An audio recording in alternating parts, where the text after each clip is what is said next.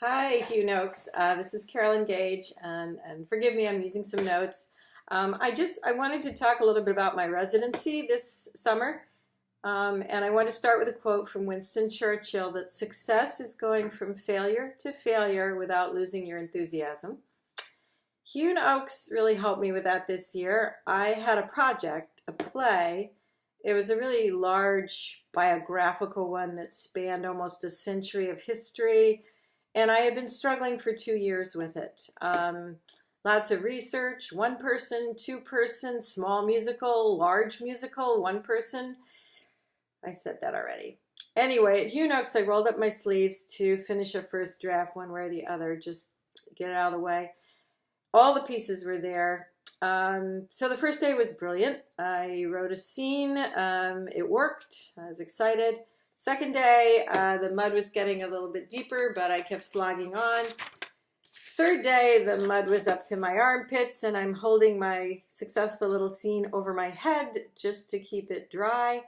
And on the fourth day, I accepted I had a structure that really wasn't going to hold up a 2-hour play. Scene, yes. 2-hour play, no. So that was a really hard day, but I had a lot of time because of the residency, a lot of beauty. I was in the bosom of an art colony, and I really had the support to step back and admit that a project I'd worked on for 2 years lacked the qualities of robustness in the structure to hold up what I was trying to do.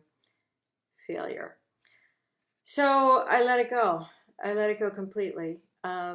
And I don't think I could have done that working on the fly at home between all my other projects and distractions. I just really sat there.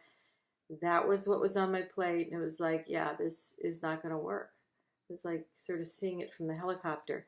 So then I turned my attention to this one-act play that had some serious structural problems.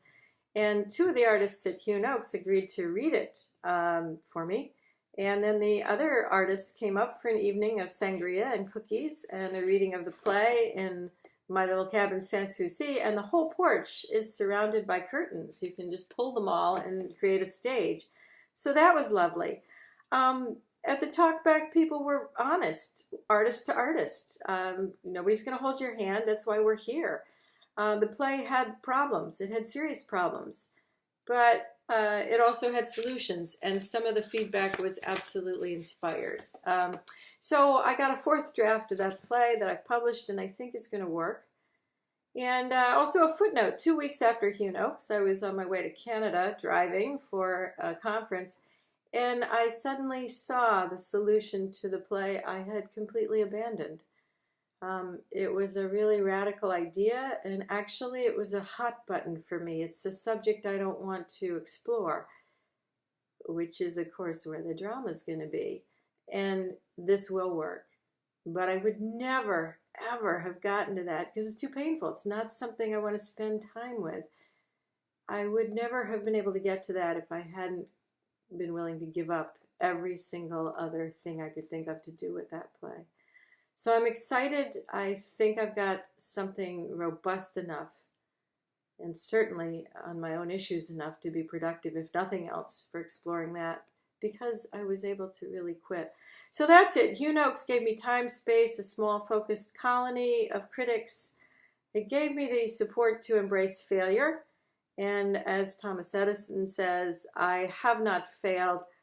I just found 10,000 ways that would not work. So thank you, Hugh Noakes, because discovering what doesn't work is a huge part of what we do as artists, and it's probably the hardest. Thank you. Bye.